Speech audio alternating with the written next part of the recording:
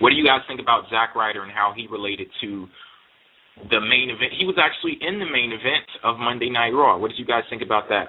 I thought that was awful. That was just not a good idea. Zack Ryder's a solid comedy character. He fits right in the mid-card. He can almost be like a Colt Cabana type deal. But when you throw him in there with Cena and the serious business, he doesn't fit, and it didn't work for me. I didn't think that Zack Ryder was in a position to be, almost near winning the match for his team at a point. So that kind of really threw me off, and it kind of drew me out of the feud a little bit because I was like, wait a minute, these guys can't beat Zack Ryder.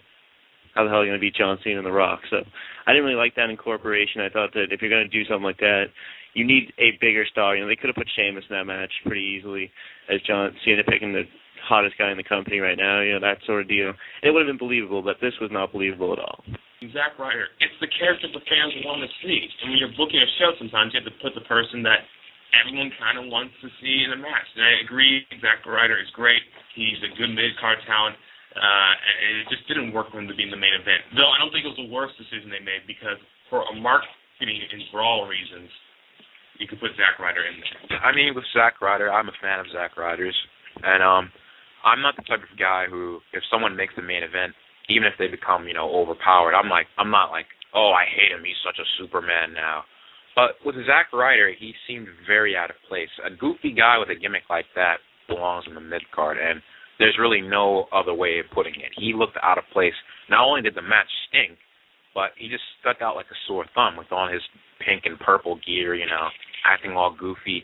If these guys are having trouble beating Zack Ryder, then John Cena and The Rock, like Jacob said, are going to be very hard. 100% agree. And that statement, he seemed out of place, that's perfect. And I am a fan of Zack Ryder also. I've been a fan of his since even before True Long Island Story. But my whole thing is simply the situation is much bigger than Zack Ryder. I got a lot of feedback from fans saying that he was getting pushed too fast when he was in United States Championship matches. But as far as I'm concerned, the U.S. Championship, it's pretty low on the totem pole, and that was just all harmless fun. Like, it was cool, Zack Ryder being in those matches and the tease of him actually winning and things, but now we have really important stuff on the line here. In a couple of weeks, John Cena's partner is going to be The Rock, and like David said, if Awesome Truth is having issues defeating John Cena and Zack Ryder, just imagine what the hell The Rock is going to do to him at Survivor Series. And continuing on with Zack Ryder, including True Long Island Story, his online antics, and how they relate to his character on screen, what do you guys think about Zack Ryder? I'm a big fan of Zack Ryder. I didn't think too much of him before he started this whole internet thing, and I can actually remember when he first started his video. I saw his first episode like a day after it came out, and I was like, oh, this jobber, the guy that's on Superstars, but I'll watch it anyway. He's a WWE superstar. And I remember not too many people used to watch his videos, but it just kept growing and growing and growing. And, I started to realize, hey, this isn't just some guy with a goofy gimmick just barely hanging on to his job. He was just barely hanging on to his job, but there was no reason for that to happen to him. He had a personality. He's very good on the mic. He's actually funny, and he can wrestle. He's not the greatest wrestler of all time, but he's a very good wrestler.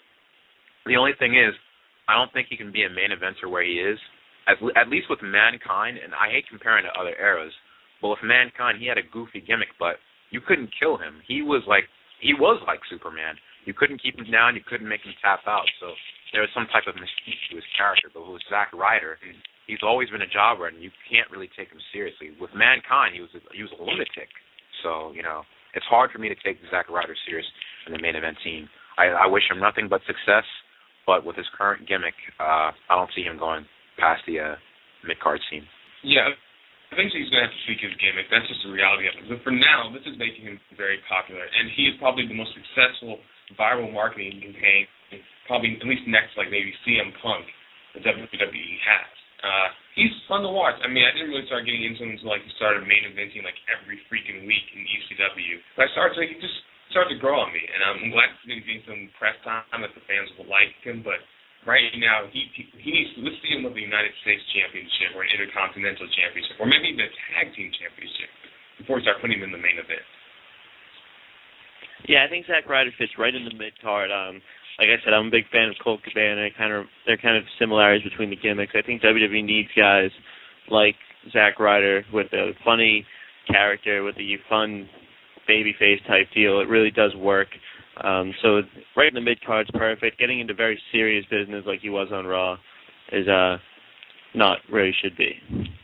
I think Ryder is talented, good in the ring and on the mic, and he has an entertaining character. But I think above all else, his best quality is his ambition. It's great to see how instead of complaining, being bitter, bitching and moaning, or even just sitting there and just doing nothing, he took his career in his own hands and he's reaping the benefits on screen. So from his perspective, he's done great for himself. But as far as WWE is concerned, they need to be careful with how they handle him. A lot of people have no friggin' idea whatsoever what the heck Z2 Long Island story is, so they can't base his push entirely off what happens on YouTube. They need to make a way so they can, work to provide him with some legitimacy on screen so that it seems authentic and they aren't forcing him into places where he shouldn't be like they did on Monday Night Raw.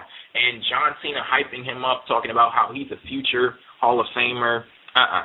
Hell, even if that's true, that's not helping the cause at all. That came off as more of a joke than anything, and that goes back to what we were talking about a few minutes ago with WWE's handling of Miz and R-Truth. But back to Zack Ryder, a couple of you guys said how far you think he's going to go, but for the ones that didn't, where do you see the Ryder revolution going? From my perspective, it seems as if, the thing that draws people to Ryder is the very same thing that's going to put a blockade between him and, real long-term success, and that's, as one of my co-hosts stated, that's the gimmick. There's only so far he can go with something like that. I see Ryder being a very nice, with the current gimmick, because you never know. If he had a gimmick change, I'm not saying he's going to be the next Austin, but look at guys like Austin and The Rock. They had awful gimmicks at first, and they turned into superstars, megastars. But with Ryder and his current gimmick, I see him winning a couple of mid-card titles. I can see him being a Hall of Famer, but as a filler spot, guys like, I don't know if Coco Beware is in the Hall of Fame, but a guy like that, Yeah. So guys like that, I could see him being in a filler spot when he's 50 or something. But a couple of mid-card titles, maybe a tag team title reign, I think he's going to take over for Santino. I think that it would be a fun tag team if he teamed up with Santino. That would be kind of fun. I definitely like the gimmick. Like I said, WWE needs this kind of stuff, especially with their setup of their shows. They like to have those entertainment guys in there, and he's a perfect fit for that because he can also get in the ring and entertain people in the ring, so that's good. I think as long as this gimmick stays, he's a mid-carder. As far as Hall of Fame goes, no, that's not what needs to happen. As of right now, he needs to stay the heck away from there, but I like him in the mid-card. I like the gimmick. I like how he's being, when he's used in the Ziggler feud. I enjoyed that. But that's as far as I see him being able to go. Yeah, let's not say he's Hall of Famer yet. He hasn't even really been relevant for even a year yet. I think it takes a lot to get in the Hall of Fame. Despite random people like Coco Beware being in there, it still needs to be people that people understand are great, are successful, prestigious. I think Zack Ryder has a promising career.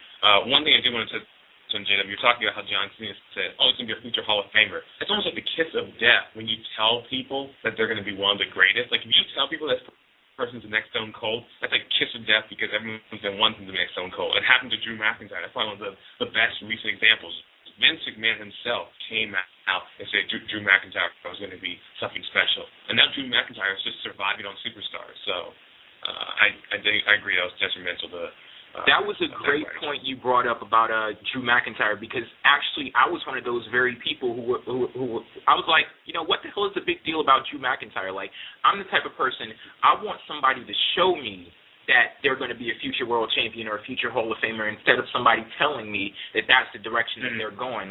With Drew McIntyre, during his push for the Intercontinental Championship and everything, I wasn't a fan of his at all. I didn't know what was the big deal about Drew McIntyre. It's funny that I didn't start becoming a fan of his until after his push ended and he started showing me qualities instead of, having Vince McMahon come out there and, say these certain things about him. But, with Zack Ryder, I try not to read too much into him. I just like to marvel in the movement that he's built and enjoy being part of the fun. But now that WWE is starting to take him seriously, putting him in main events and things, it's time to start giving him a serious look. So all of you Ryder Revolution or broskies out there, you know, it's about time that we start being serious about this. Well, these guys, they want him to be world champion like tomorrow. So, yeah, I don't know.